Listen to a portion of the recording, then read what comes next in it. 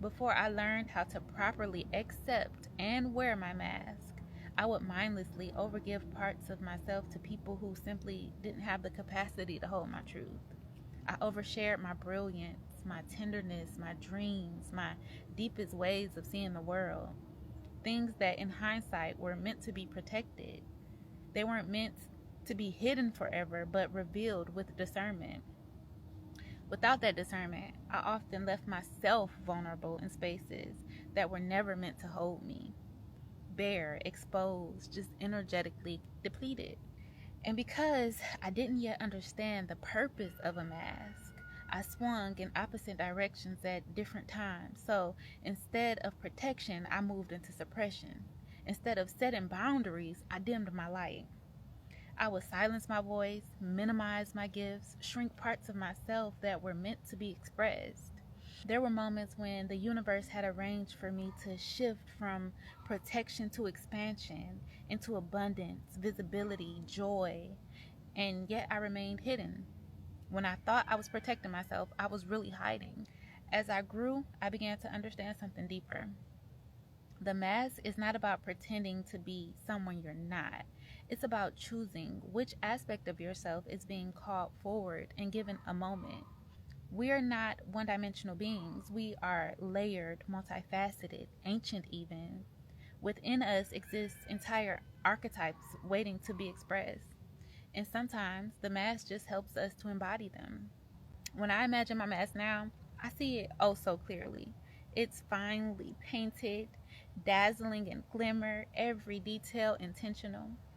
I have sigils sketched into its surface, symbols of protection, repulsion, and attraction. Energetic codes designed to guard my spirit while calling in what is aligned for me. When I lift that mask and place it gently across my face, this isn't me hiding.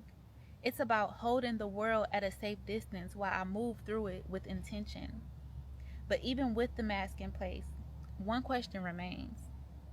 Because at the end of the day, when the world quiets down and that mask rests beside me, when my three eyes meet my own reflection against my bare golden brown skin, when my spirit momentarily steps outside of the body and touches the raw essence of who I am, I ask myself, who am I? And more importantly, how do I feel? Because this is the real measure of authenticity. Not how convincing the mask is, not how others perceive me, not how well I perform in the roles of life, but how deeply I know myself when there is no audience. Over time, things became less about performance and more about exploration, exploring the depths of my own mind, challenging myself to unlock the latent abilities within me, breaking cycles I once believed were permanent, studying the many versions of myself that exist beneath the surface. This year, I set a concept for myself. It's like a state of embodiment.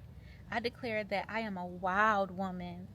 I am free, unapologetic, multifaceted, a fierce warrior when life calls for strength, and a sensual goddess when softness and magnetism leads the way. Untamed in spirit and unlimited in possibilities. And the mask I'm painting now reflects just that. Not neatly within the lines, but across and beyond them, because a wild woman does not live inside a carefully drawn border. She creates her own landscape. Every day I refine my mask. I add new colors, I etch new symbols to embody her more fully. I'm constantly learning. It's not about validation, it's not about convincing the world of anything. It's about self-assurance, learning myself beyond who I was told I should be, remaining true to that woman at all times.